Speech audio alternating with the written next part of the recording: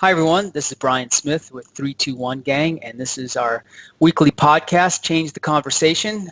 We're here again with our friend and colleague, Kelly Weyrauch. Hi, Kelly. Howdy.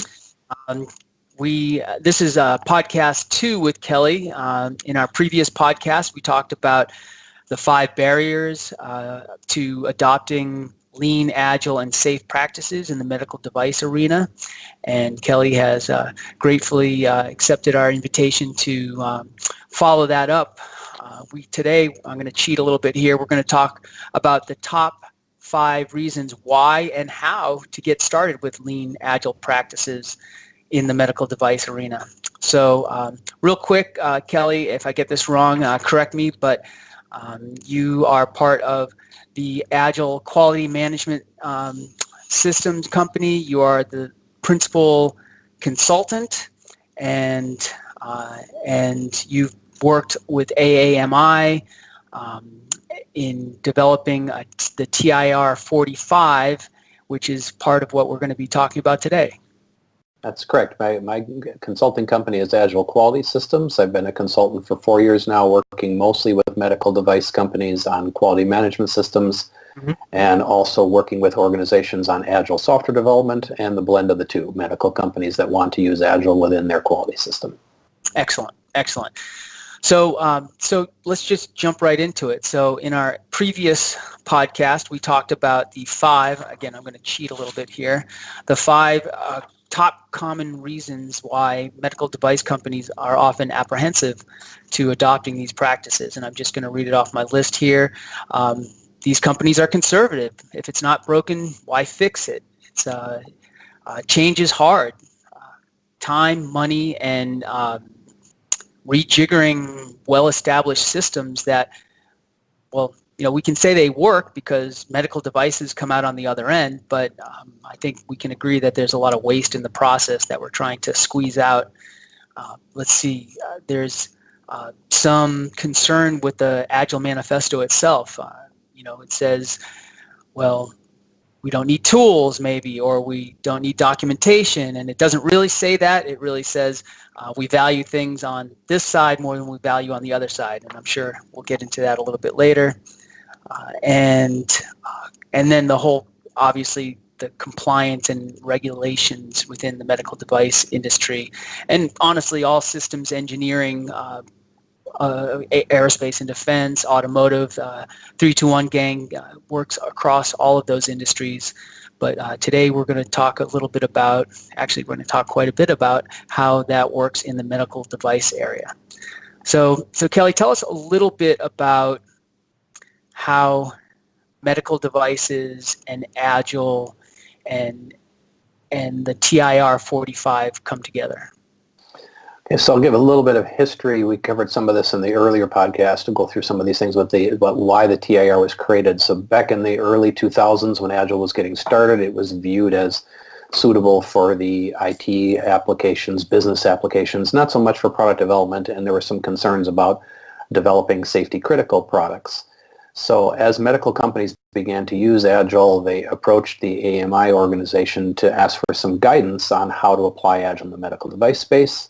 So the software committee created a committee to create that guidance that became TIR 45 that describes how to use Agile within the context of a quality management system.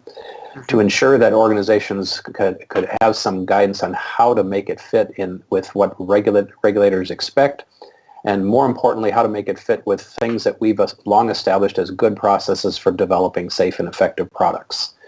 So that guidance document describes how to use Agile within the context of a quality management system, how to take advantage of the benefits that Agile can provide while still satisfying regulatory expectations. Excellent. Well, we talked about, before I get into that, one of the things you said struck a chord with me. At 321 Gang, we got pulled, so we have a long history of working with systems engineering organizations. And when we got pulled into lean, agile, and safe, it was from the software side of the house. Systems, as we define them, are a combination of software, firmware, and some sort of physical object. And it was the software folks that were using early on these agile principles, and then the rest of the organization said, wow, you're getting a lot of good benefit, a lot of results. How do we take those same things and apply them in our context? And that's where things get a little more challenging around some of the things you were talking about. So when we were prepping for this chat, you told us about 5 groupings. Well, I guess first of all, why should a medical device company even bother looking into this? They've got process, they've got tools, they're obviously creating devices that are selling. So let's talk a little bit about the why do it, and then we can talk about some of the benefits and how you get there. Yes, so the why question is really the first one. In any change, you need a reason why. Change is hard, it requires effort, it requires work, so you have to have a reason. And so the starting point for deciding to use Agile, or any other major process improvement for that matter, is to have a reason why. And that reason ought to be driven by a benefit that you're trying to achieve, something you want to get better at. Right. So there are lots of ways to group benefits. There's lots of ways to describe it, but I found a common set that I often talk to companies about, that there's 5 groupings of benefits that organizations are often looking for. Okay. First is quality, that organizations are looking for to improve product quality. Now, in medical device companies, they're often not looking to Agile as a quality improvement, either because they've already got reasonably good quality, as if they weren't, they'd be in big trouble and be having bigger issues to deal with than Agile development might be able to solve. They've probably solved that problem. And so not so much looking for improvement from Agile, although there may be some. They're more concerned about doing something to get benefits somewhere else that might impact quality negatively. So they're looking for Agile as a way to maintain quality or perhaps improve it to some degree. The second and third ones are usually the more common ones. One is productivity. Organizations are looking to get faster, more efficient, produce products in a quicker way, improve time to market. They're looking for ways to improve their productivity. And Agile can help with that, can focus on lean methods of producing the right things to improve the numerator of the productivity equation. Right. Output divided by input is produce better output, produce the things customers really want. Right, time to value, and do the right things and do them right. Yep. And increase the speed, increase the efficiency, make processes faster, lean out the waste from a development process. So those are all things that Agile can improve upon. I think I've read somewhere that, time to market in medical device arena is one of the most critical things to monetizing your investment in that development process. Is that fair to say? Is that pretty high? Yes, and as always in many industries, and that's just those pressures are becoming more and more as customers want new products faster, as other organizations are delivering faster. Organizations are always being pressed to deliver things faster, sooner, respond to the market as quickly as they can. And related to that, not only time to market, but predictability in that time to market. So that's the third category I often talk about, is predictability, being under control, being able to make and meet commitments, being able to hit our targets or to know where we are. Right, that's huge. That's an interesting word in the Agile world, because many people talk about Agile say, it's not about being predictable, it's about being adaptable. But organizations still need to be predictable, and adaptability comes with that, in that it changes the nature of what predictability means. Some might think predictability means defining a target, make sure we nail it, and we go towards that target. Whereas in the Agile model, it says we don't necessarily know what the target is. We might move it as we learn more, as the world changes, as we're developing things. The key is being, absolutely, that's good. The key is being in control of that. Organizations need to have a level of predictability to be able to say how we're going to deliver things so that the rest of the organization can align around that. Our customers can align around that. So being in control of what our... Yeah. So that and what I found is the companies I work with, that's usually their number one problem. As I mentioned, medical companies usually have quality reasonably under control. They might be looking for smallish improvements, but that's usually not the major driver. The main driver I've found with my clients is predictability. The development organization has a poor record of delivering on time. They're often over budget. So they're looking at lean methods, agile methods, to provide more control of their product development life cycles. Right. And deliver the right things. Yep. So, and then A What fourth else? category then of benefits is kind of related to two of the other ones. We group that as responsiveness, and this is a big thing in the Agile world, being able to respond to change. Accepting that we don't know everything up front, accepting that the world will change as we're going through a development cycle. We need to be responsive to that. When a customer comes in with a new idea, we want to be able to respond to that, not tell them, well, sorry, we've already got this other stuff in the pipeline, you have to wait. Agile encourages us to be 2 years. responsive to change. Absolutely. And I can only imagine with devices now, I mean, I'm gonna use Tesla as an example, right? They upgrade their cars remotely once in a while, which I think is one of the coolest things ever. And I can only imagine that with medical devices as well. I mean, not all of them, but certain ones, especially ones that are deployed to homes or even ones that are in the hospitals, right? You can upgrade or upload new features and functionality. You want to be able to do that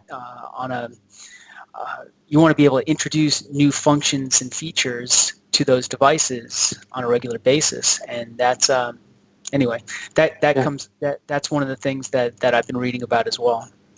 Yeah, and I think that's relatively new to the medical device space.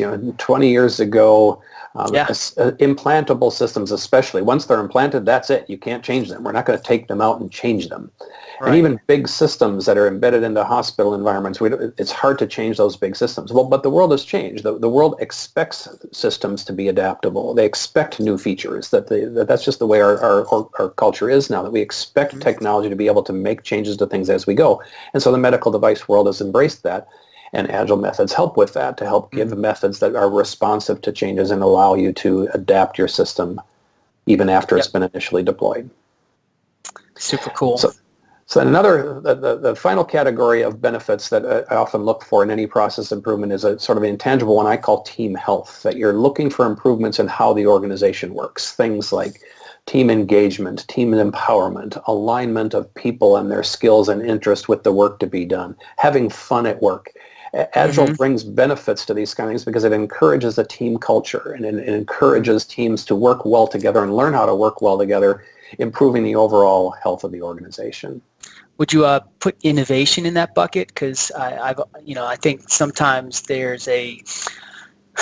people talk about how if people are happier, they are more likely to take time to innovate. You give them a little runway in order to think about things outside the box. Yeah, I think innovation is one of those cross-cutting things. It has benefits to team health because people like to innovate. They feel good when they're creating new things, especially engineers like to solve problems. So we like to be able to solve problems quickly and go on to the next problem and solve that one. So it helps with team health. It helps with responsiveness. As we get new ideas, we want to innovate on those new ideas and pivot and take advantage of some new idea, new technology. It affects productivity because we're focusing on developing things that are innovative and therefore more valuable, and not working on the things that don't add as much value. So innovation to me is one of those multifaceted elements that cover many of those categories I just talked about. So those really cover the why bother. And one of the examples that I pulled out of the Scaled Agile frameworks, one of the case studies with Royal Case Phillips, they cut their release time by 2/3. What it said in there is they cut their, I'm looking at my cheat notes here, is they cut their release time from 18 months to 6 months. So that's huge. I mean, think about, there was no monetary value put on it in the case study, but I can only imagine that it's got to be in the millions of dollars of savings, or the millions of dollars of revenue that they wouldn't otherwise have been able to achieve. Yeah, and I think that's pretty common. I've heard those other stories with other examples of time to market is key. That is, for high volume devices, the sooner you get that device to market, the ahead of your competitors, the market share gains by having an innovative product. That's millions of dollars in the medical device industry, especially for high volume devices, and also for big systems that organizations are going to make investments in. And once they invest in you, they're not going to invest somewhere else. So if you miss that window, that's substantial financial losses. Yep. So yeah, absolutely, time to market is a key element for medical companies. Well, there are other examples on the Scaled Agile Framework website. Go to the case studies if you're interested to see some more. So then, Kelly, moving on, we've got the 5 challenges that we talked about. We've got why move into lean, agile, and or safe. So I think where this comes together is with your TIR 45, right? How to do it. Yeah, so the TIR gives guidance of how to do it within the medical device space. So one of the key elements of TIR 45 is to align Agile within the context of your quality management system. So one of the ways to get started with Agile is to determine how does it fit within the quality system. So one of the ways to get started with Agile is to determine how does it fit within the quality system. If your quality system is set up to be a linear model, many medical device companies have a phase gate model that assumes activities are done in a sequential linear model. If your QMS strictly enforces that, Agile is going to be very disruptive to that. Right. If your quality system is more adaptable, that it allows different models, it allows an iterative model, it allows us to be more adaptable to the context of a particular product or project development activity, Agile can fit well with it. So one of the first things to address in a change is how does Agile fit within your QMS, your quality management system? Is it disruptive and requiring changes, or does it fit just fine and we can adapt it reasonably well? Interesting. Is that an easy analysis to make, or does it require getting somebody like you on site to do some sort of assessment? I think that the people who've developed the QMS will probably have good insights of how their system is and what has to change. They might need guidance in how to change it. Again, especially when organizations have assumptions of linear models built in, there's a lot of things that are strongly held beliefs that come with that. As an example, the belief that I have to have requirements before I can go on to development. The SRS, right? Yes, and conceptually that makes sense. I need to know what I'm doing before I start doing it. The challenge is, well, how much do I need to know that? How big a batch? Yeah, right? how many requirements do I have to have? How done do they have to be? Do they have to be written and approved, or can they just be discussed? And organizations have a hard time adapting to that model when they're used to the model where I have requirements frozen before I begin development. And you sign off and you get a budget and the whole PMO kind of process. So depending on the current context, you might need some guidance on how to change that context and how to adapt to a different model. Okay. So that's step one. What else should people be considering in the how category, how to adopt these practices? So I think a first thing to address is that an organization has leadership, buy-in, support, and participation. Leadership is key. Agile is a significant change to an organization, and change is hard. You need leaders to help with that change. You need leaders to be encouraging, to be supportive, to be participating in, because sometimes the leadership's role changes. We need leadership to help blaze the trail. Right, and to measure new things, right? Because if you've got a phase gate approach in the past, then you're measuring certain things. It's a different paradigm. They've got to be measuring flow and throughput and cadence and all sorts of other things that if they're not, then I call it keeping two sets of books. You've got your phase gate set of books, and you've got your Agile set of books, and that just doubles the work, and then it slows things down, and then people say, oh, well, this Agile stuff doesn't work, or it doesn't work as well as we thought it would, and there are other challenges with that. And the leadership part, I think, is not, so the QMS, your QMS comment was, I think, specific to medical device. Leadership, getting leadership buy-in, support, and all of that is ubiquitous across any organization, whether it's software, IT, systems, medical device, is pretty common. So leadership. Agreed. And I think you mentioned in the last podcast that there's a class for TIR 45 that people can take. Now, is that a leadership class, or is that somebody who is going to be participating every day in the hands-on deployment of Agile within a medical device development organization?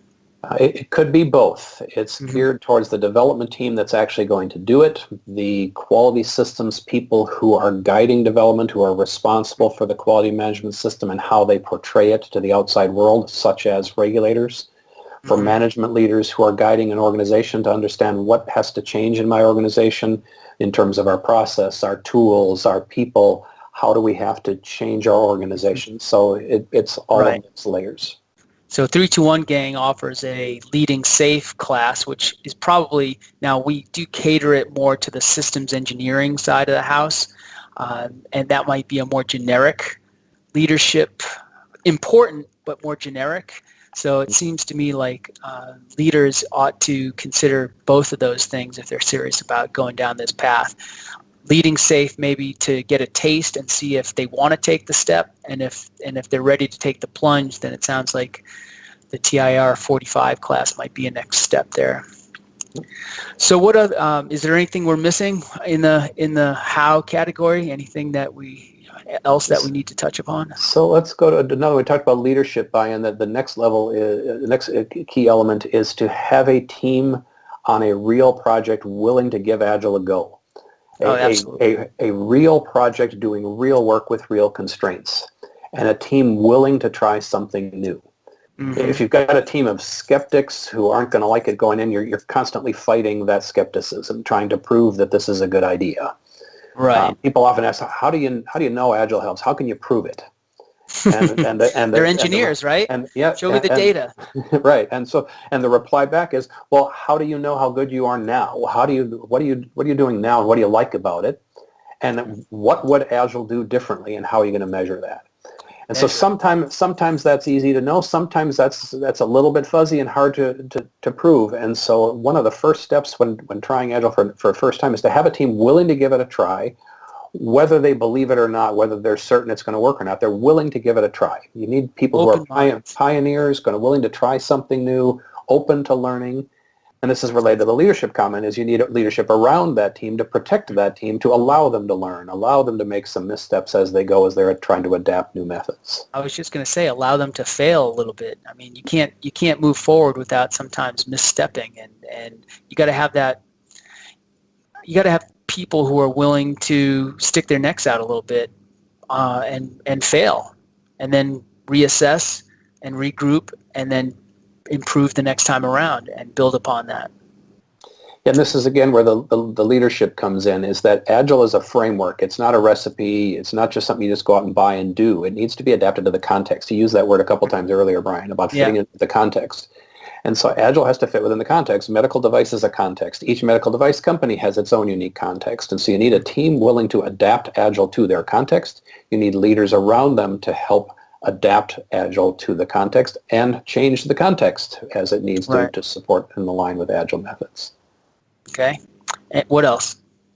Okay. A fourth one that we talked about before was about tools. You need tools to support the quality management system. Now, I know the Agile Manifesto says we value individuals and interaction over process and tools, but we know tools are important. Processes matter. We need to have those things. Mm-hmm. Medical device companies know that. Their QMS is about having processes in place that ensure that we develop a safe and effective product. Mm-hmm. We need tools to manage that in an Agile model. Agile is a very change-heavy model. We are in a constant state of change, and so we need tools to manage those changes. We need change management tools. We need source code management tools. We need test management tools, requirements tools, a development environment that supports the rapid iteration model of Agile. Mm-hmm. Many organizations have these tools already in place to support their existing systems. If those tools support the flexible model of Agile, they'll work great. If they encourage or force a linear model, they might have to change.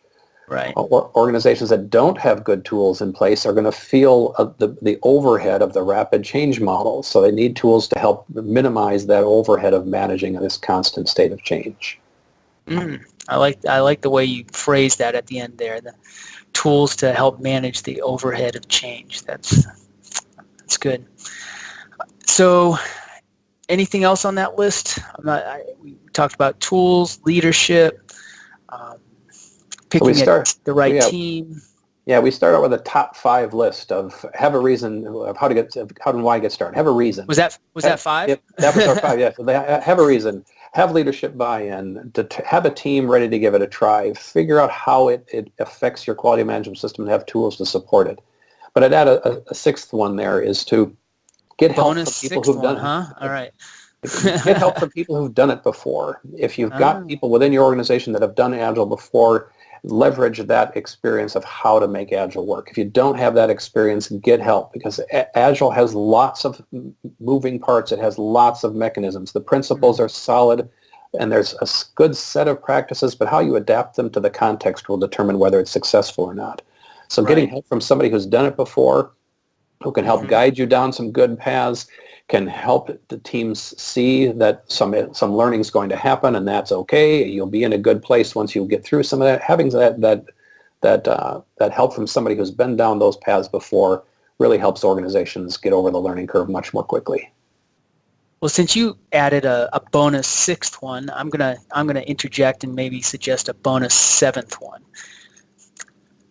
I think that a lot of organizations think that they have to change everything all at once, and we go from a phase gate approach, waterfall approach, to an agile approach. And I would add to this list that start small. So you mentioned start with a team, start with a real team, a real product, people willing to try something new, and it doesn't have to be huge.